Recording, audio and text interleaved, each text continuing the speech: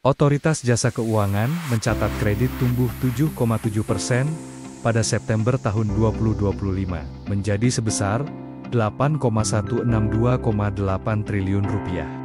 Kepala Eksekutif Pengawas Perbankan, OJK, Dian Ediana Ray mengatakan, berdasarkan jenis penggunaan, kredit investasi mencatatkan pertumbuhan tertinggi, yaitu sebesar 15,18%. Diikuti oleh kredit konsumsi tumbuh 7,42%, sementara kredit modal kerja tumbuh 3,37% year on year. Jika ditinjau berdasarkan sektor ekonomi, penyaluran kredit ke beberapa sektor tercatat tumbuh tinggi secara tahunan mencapai double digit. Sektor pertambangan dan penggalian tercatat tumbuh 19,15%, dan sektor pengangkutan dan pergudangan tumbuh 19,32%.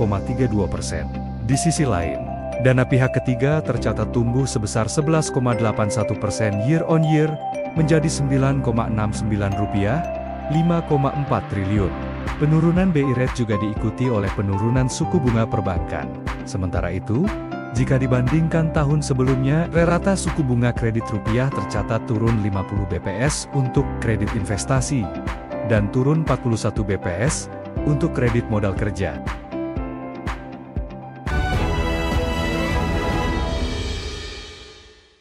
Bank Indonesia melaporkan posisi cadangan devisa Indonesia pada akhir Oktober 2025 tercatat sebesar 149,9 miliar dolar Amerika dan tercatat meningkat dibandingkan posisi akhir September 2025 sebesar 148,7 miliar dolar Amerika. Ya, peningkatan cadangan devisa ini didorong oleh penerbitan global bond.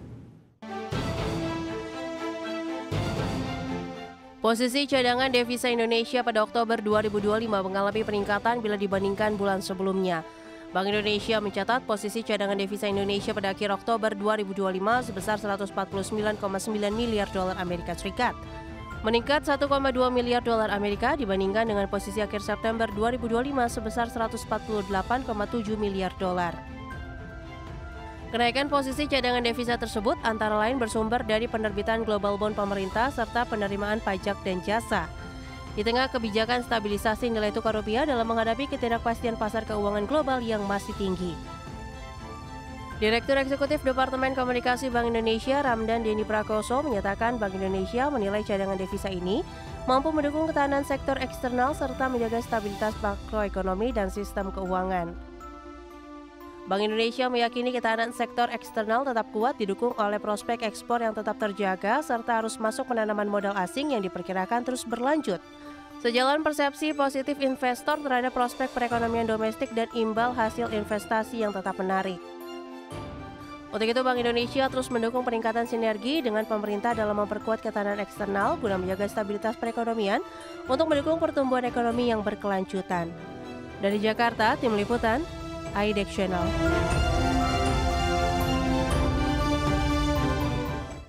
Kantor Wilayah Direktorat Jenderal Bea dan Cukai khusus Kepulauan Riau menggagalkan upaya penyelundupan 281.583 ekor benih lobster di perairan utara Bintan, Kepulauan Riau.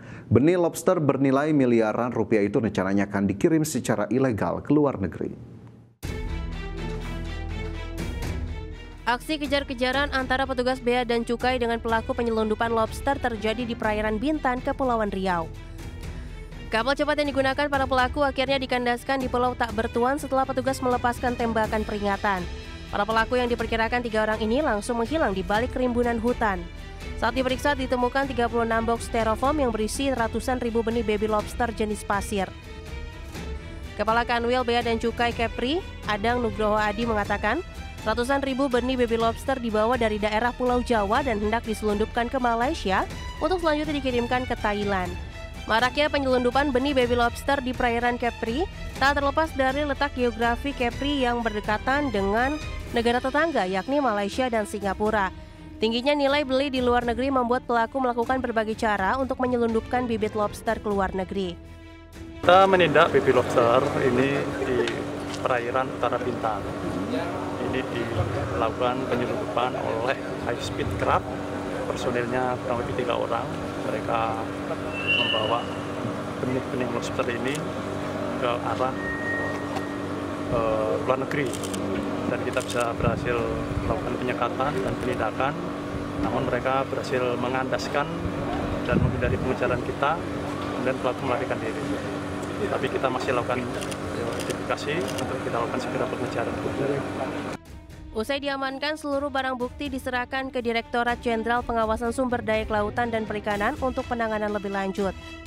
Ada yang menegaskan bahwa praktik penyelundupan benih lobster merupakan kejahatan serius yang merugikan negara dan merusak ekosistem laut. Dari Batam, Kepulauan Riau, Gusti Yenosa, IDEX Channel.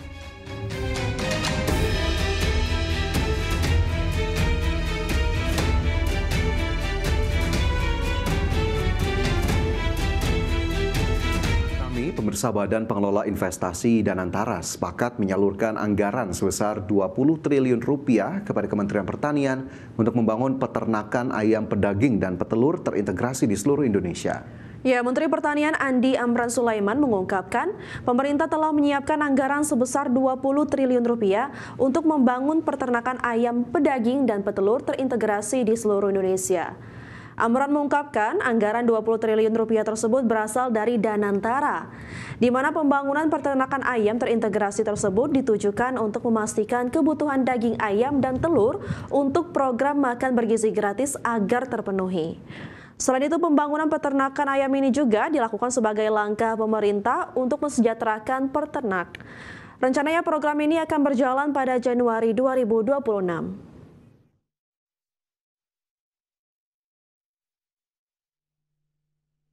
Pemerintah berencana mengembangkan budidaya perikanan darat di 500 kabupaten di seluruh Indonesia.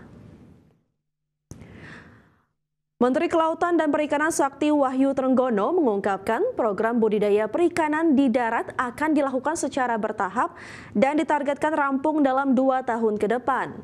Tahun ini, pemerintah akan memulai pembangunan di 100 titik prioritas. Selain program budidaya perikanan, pemerintah juga menargetkan penyelesaian pembangunan 65 titik kampung nelayan merah putih pada tahun ini. Program tersebut diharapkan mampu mendorong pertumbuhan ekonomi di wilayah pesisir dan meningkatkan taraf hidup nelayan. Pembangunan budidaya di darat itu juga salah satu yang diminta oleh beliau untuk di 500 kabupaten. Budidaya apa itu? Budidaya perikanan. Targetnya sampai kapan itu Pak? Di 500 kabupaten?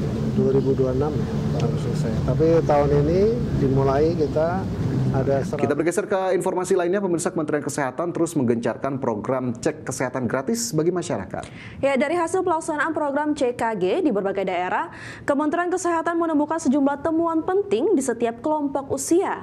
Adapun pada bayi baru lahir, masalah kesehatan yang sering ditemukan adalah penyakit kuning dan berat badan lahir rendah. Wakil Menteri Kesehatan RI Dante Saxono Harbuwono mengungkapkan, program cek kesehatan gratis sejak dini sangat penting untuk mencegah penyakit kronis, serta menurunkan angka kematian akibat penyakit tidak menular. Dante mengungkapkan dari hasil pelaksanaan program CKG di berbagai daerah, Kementerian Kesehatan menemukan sejumlah temuan penting di setiap kelompok usia. Adapun pada bayi baru lahir, masalah kesehatan yang sering ditemukan adalah penyakit kuning dan berat badan lahir rendah. Pada anak sekolah, masalah utama adalah kesehatan gigi dan kurangnya aktivitas fisik yang dapat memicu obesitas. Sementara untuk kelompok usia dewasa, masalah yang dominan adalah obesitas, baik berdasarkan berat badan maupun lingkar perut. Sedangkan pada kelompok lanjut usia ditemukan masalah aktivitas fisik yang rendah, mobilitas terbatas, serta kesehatan gigi yang kurang. Beberapa temuan penting yang sudah didapatkan dari cek kesehatan gratis itu pada usia baru bayi lahir itu ke bilirubin yang tinggi atau bayinya kelihatan kuning, itu yang menonjol. Yang kedua itu karena berat badan lahir rendah, itu yang kedua. Pada usia dewasa juga begitu, pada usia dewasa juga aktivitas juga yang kurang, karena kita kebiasaan modernisasi ini kan naik Gojek, kemudian masalah transportasi yang membuat orang kurang aktivitas, itu menjadi masalah yang penting juga di usia dewasa. Kemudian obesitas itu 30% dari hasil pemeriksaan cek kesehatan gratis itu kira-kira menderita obesitas. Dante menambahkan program cek kesehatan gratis akan terus dilanjutkan untuk meningkatkan kesehatan masyarakat sejak usia dini dan mendeteksi penyakit sebelum menjadi lebih serius. Dari Jakarta, Dias Triawan, Koirudin, Tim Liputan IDX Channel.